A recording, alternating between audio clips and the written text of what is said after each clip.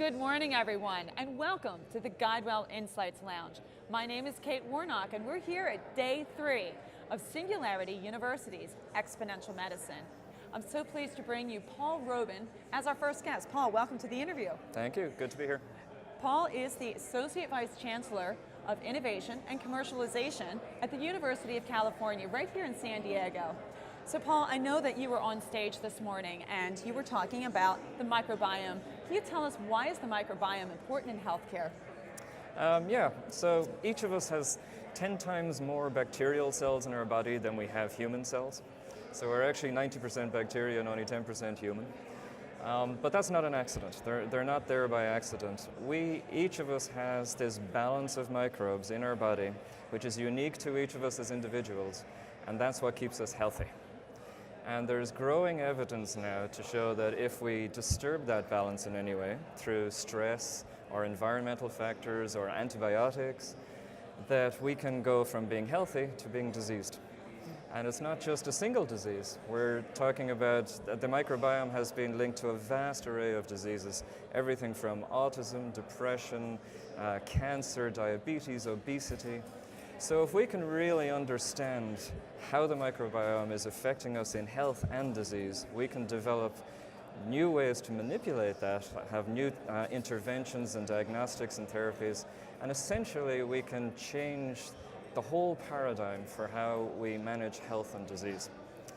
And we believe that at UCSD, we are uniquely positioned to be the global leaders in the microbiome field with the unique capabilities that we have in microbiome, in sequencing, in supercomputing, and big data capabilities.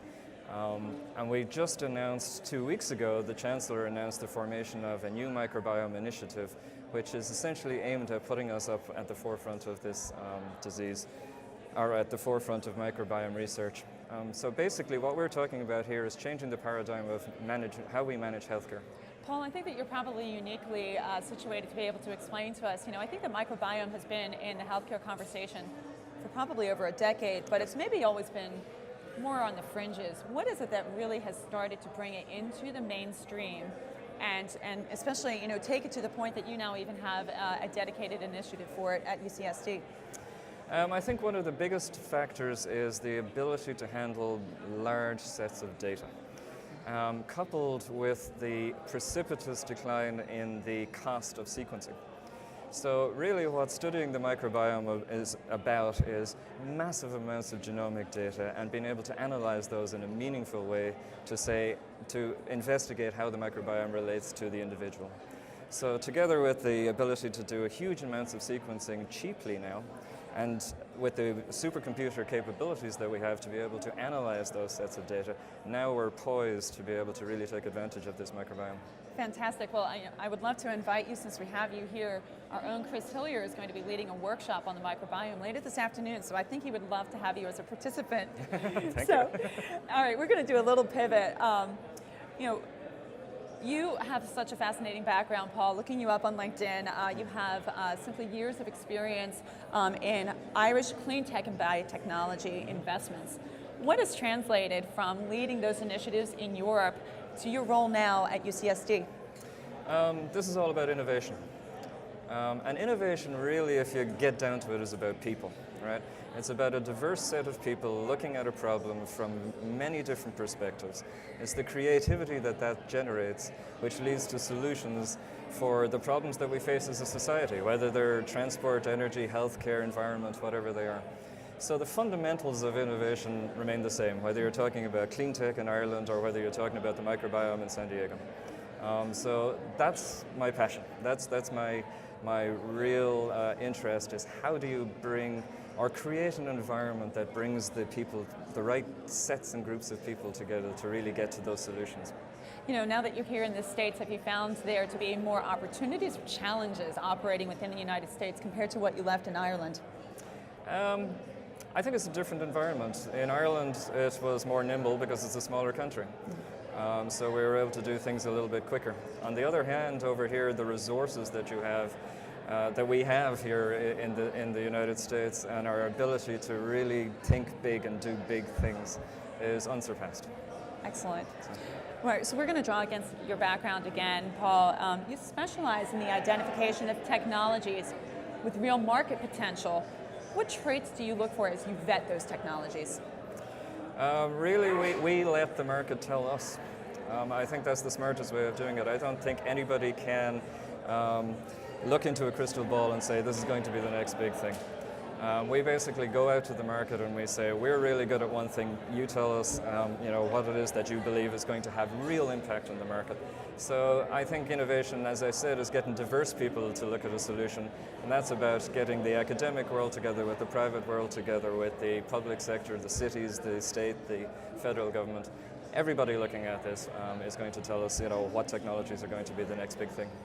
So Paul, undoubtedly as Associate Vice Chancellor at UCSD, you have the opportunity to impact the next generation of innovators.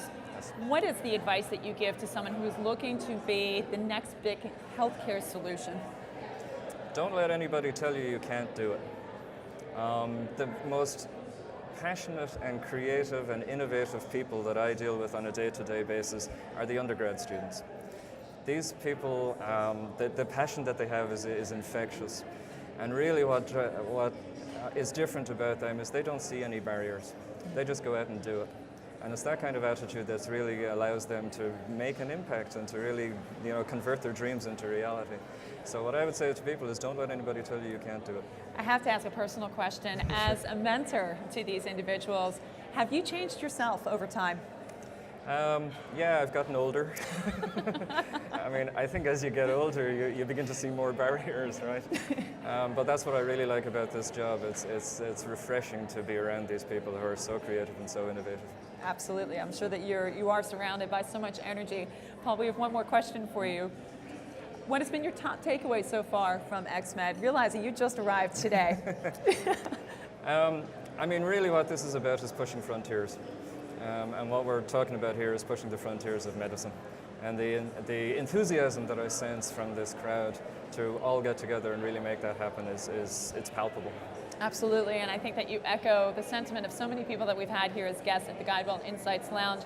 It's the enthusiasm, it's the inspiration that the speakers provide, and you yourself being one of those. I want to thank you for being here with us today at the Guidewell Insights Lounge. Enjoy the rest of the conference, Paul, and my name is Kate Warnock. We'll be back up with another interview soon.